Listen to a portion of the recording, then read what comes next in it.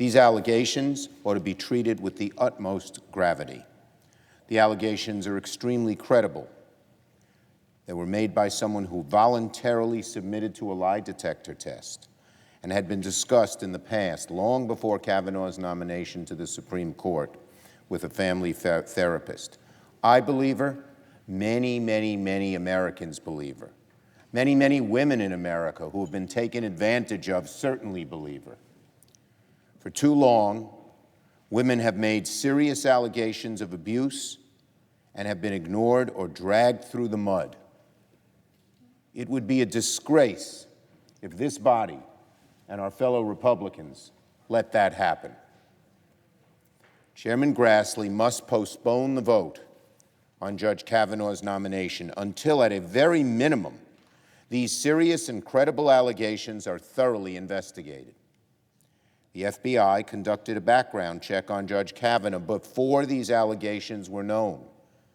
The FBI, when they did their background check, had no knowledge of what went on here.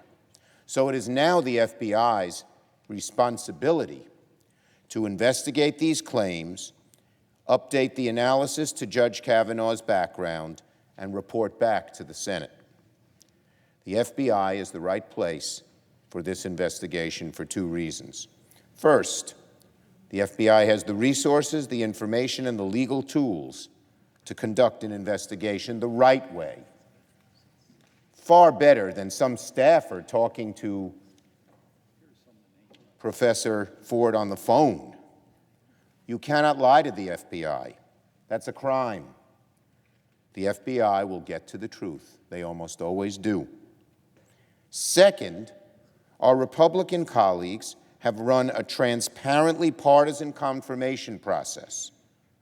And then they immediately insinuated that Dr. Ford is being untruthful.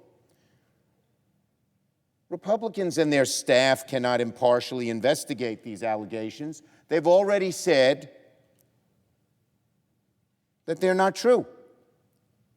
Republicans and their staff cannot do this in a respected way because they have run such a partisan investigation thus far. There's no bipartisanship here. None. So to have any credibility, this has to be done by an independent, outside body. The FBI is the best one. The vote must be postponed until it is complete. It is an insult